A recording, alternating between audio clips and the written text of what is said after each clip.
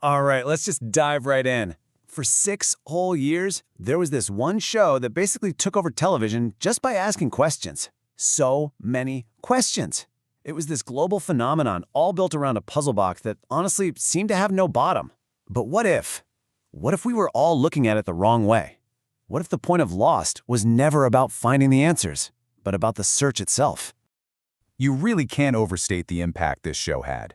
I mean, when Oceanic Flight 815 split apart over the Pacific, it didn't just strand a bunch of survivors. It totally changed how we all watch TV. It became that must-see TV, the show everyone was talking about at work the next day.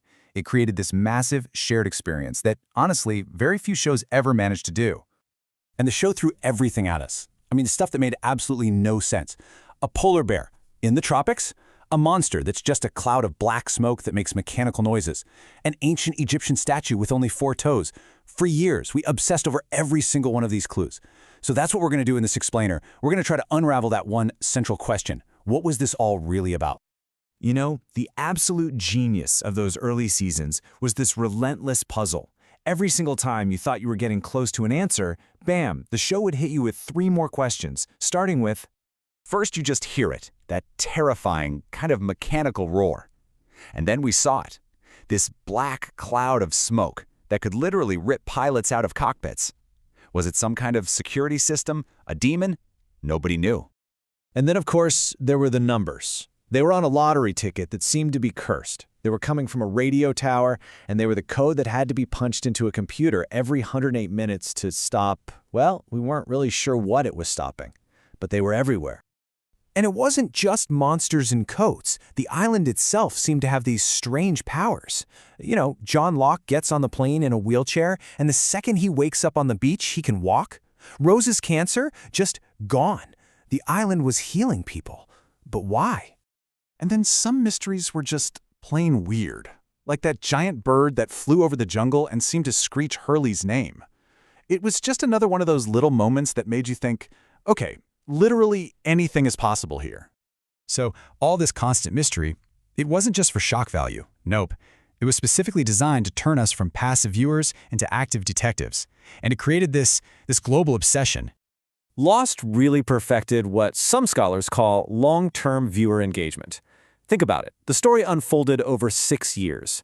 So we didn't just watch these characters, we kind of grew up with them.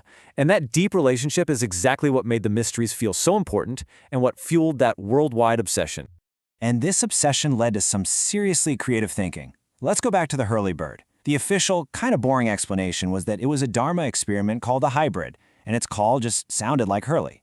But the fans? Oh, they had a much better idea. This theory, which the show's creators even said they wish they thought of, is the perfect example of how we, the viewers, were basically co-writing the story in our own heads. Man, the fan forums back in the 2000s were just on fire with theories like these. Was Smokey a cloud of nanobots from a Dharma experiment gone wrong? Were those creepy whispers in the jungle the future selves of our characters trying to send messages back in time? The sheer creativity of it all just shows how deeply this puzzle got under everyone's skin. But, you know, as the years went on, the pressure for real answers started to build. And for a lot of viewers, the fact that we weren't getting clear explanations was becoming a huge frustration. And this is where the show really shows its cards. So, to be fair, they did answer some of the big stuff. The 4-toed statue was of the Egyptian goddess Taweret. The polar bears were used for Dharma experiments. The smoke monster was the corrupted soul of Jacob's brother. But for every answer we got, a whole bunch of other iconic mysteries, like Walt's weird powers or the whispers, were just left kind of hanging. Deliberately. And this ambiguity? It was totally on purpose. One of the show's own writers actually said that for the numbers, maybe the most iconic symbol of the whole show, your guesses are as good as mine. See, the creators were always more interested in the questions than they were in handing us a neat and tidy answer. And that brings us to the absolute core of this whole thing. We all spent years trying to solve the puzzle of the island, but what if the island was just the stage? What if the real mystery was never about what the island was, but why these very specific, very broken people ended up on it? This right here is the big pivot. This is where Lost shifts from a sci-fi mystery to this really deep, philosophical drama about what it means to be human. The answers weren't in the hatches or the hieroglyphs. They were inside the characters all along. So, according to the showrunners themselves, The island was never just supposed to be a physical place. It was always an allegory. You can think of it like a crucible, designed to burn away all the baggage from their old lives and force them to face the biggest questions there are. Who am I, and what is my purpose? This one line from Jack, way back in the first season, really became the show's entire thesis. Before the crash, every single one of the main characters was deeply, profoundly alone. They were all broken in their own ways. The island, with all its dangers, was actually the first place they ever really had a chance to connect with other people. And you see these connections play out through all the show's big philosophical debates. Was it all destiny, or did they have free will? Was the world run by science or by faith? At its very heart, pretty much every mystery was just another form of that classic conflict between Jack, the man of science, and Locke, the man of faith. Okay, and this brings us to that finale. Probably the most misunderstood ending in television history. So let's just clarify this once and for all. They were not dead the whole time. The island was real. The crash, the smoke monster, the time travel, all of it really happened. That flash sideways thing in the last season, that was a kind of afterlife, a waiting room that they created for themselves so they could all find each other again after they died, whether it was on the island or many years later, before they moved on together. So after all the mysteries, all the theories, all the debates, what is the ultimate legacy of Lost?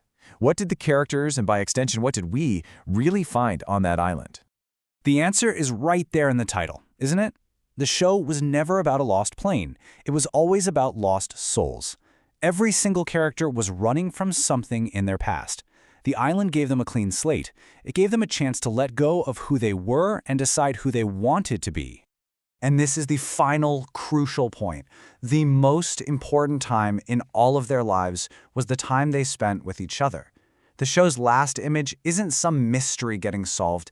It's this community, reunited in a place they made together, ready to move on. That was the answer. It was always about the people.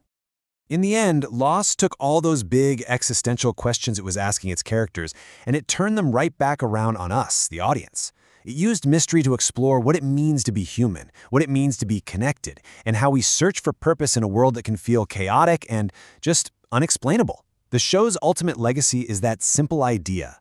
The journey, not the destination, is what really matters. The search for answers is so much more important than the answers themselves.